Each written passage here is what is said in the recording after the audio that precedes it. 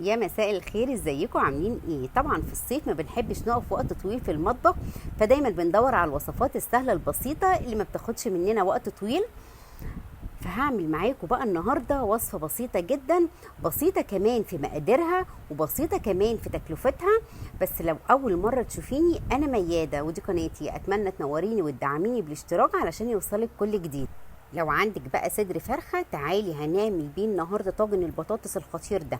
معايا هنا بقى صدر فرخه، جبته وقطعته مكعبات بالشكل اللي انتوا شايفينه ده، وغسلته كويس قوي بالدقيق والملح والليمون. معايا هنا بقى ملح وفلفل اسود وفلفل ابيض، هبدا انزل بقى عليهم بالشكل اللي انتوا شايفينه ده، وابدا اقلب بقى التوابل مع الفراخ كويس قوي لعند ما كل الفراخ تتجانس مع التوابل زي ما انتوا شايفين كده. بعد كده بقى هاخدها على صينيه سخنه، هنزل عليها بمعلقه من السمنه. اول ما تبدا تسيح معانا هننزل بقى بالفراخ اللي احنا تبلناها، هشوحها كويس قوي كده مع السمن، مجرد بس ان هي تنزل الميه بتاعتها وتشربها وتدينا اللون اللي انتوا شايفينه ده. انا عايزاها تكون باللون ده، يعني في نفس الوقت تكون متحمره بس ما تبقاش ناشفه قوي. هبدا بقى اخرجها بقى من الصينيه. في الوقت ده بقى خلاص هبدا انزل هنا ببصلتين مقطعاهم شرايح بالشكل اللي انتوا شايفينه ده، بصلتين يكونوا وسط كده. ابدا اشوحهم بقى في السمن، وانزل عليهم كمان بقرن فلفل رومي، لو عايزه تحطي فلفل حراق مفيش مشكله. هبدا بقى اشوحهم كويس قوي مع بعض. نزلت هنا بقى بحبيتين بطاطس مقطعين مكعبات، قطعتها بس وغسلتها، ما عملتش فيها اي حاجه تاني. هبدا بقى اشوحها مع البصل والفلفل.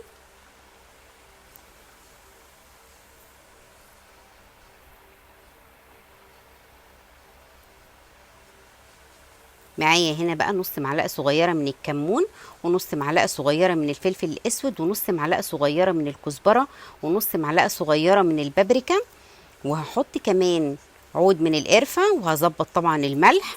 وهنزل كمان بمكعب من المرق اختياري، لو مش عايزه تحطيه ما تحطوش مفيش مشكله خالص، مش هيأثر في الوصفه. معايا هنا كمان معلقه صغيره من الثوم. هبدا بقى اشوح كل ده كده مع بعض.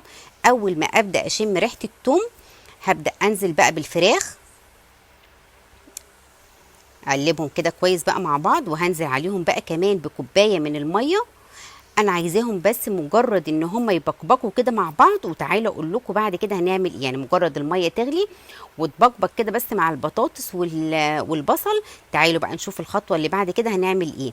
معايا هنا بقى طاجن الفرن، هنزل فيه بقى كميه البطاطس والفراخ زي ما انتم شايفين كده، واغطيها طبعا بورق فويل، وادخلها الفرن على درجه حراره 180 في الرف اللي في النص. هتقعد نص ساعه، مش هتقعد اكتر من كده، لان يعتبر كل حاجه فيها مستويه، مش هتقعد معانا وقت طويل. هنا خلاص بقى بعد ما خرج معايا من الفرن بقى بالشكل اللي انتوا شايفينه ده، مش قادره اقول لكم بقى كانت الريحه رهيبه رهيبه. هبدا بقى اجهز الطبق. انا قدمته مع رز مصري ابيض، وقدمته كمان مع سلطه ومع ترشي. مش قادره اقول لكم، ببصوا بقى البطاطس مستويه وفي نفس الوقت مش مهريه، والفراخ كمان كانت مستويه جدا، والطعم كان خطير بجد. مش قادره اقول لكم، الطعم كان حكايه، وفي نفس الوقت كمان وصفه اقتصاديه وموفره جدا. فيا ريت بقى لو عجبتك وصفه النهارده ما تنسيش تعملي لايك وشير وسبسكرايب للقناه، وما تنسيش تشتركي في صفحتي على الفيسبوك باسم مياده كيتشن، واستنوني في فيديو جديد ووصفه جديده ان شاء الله.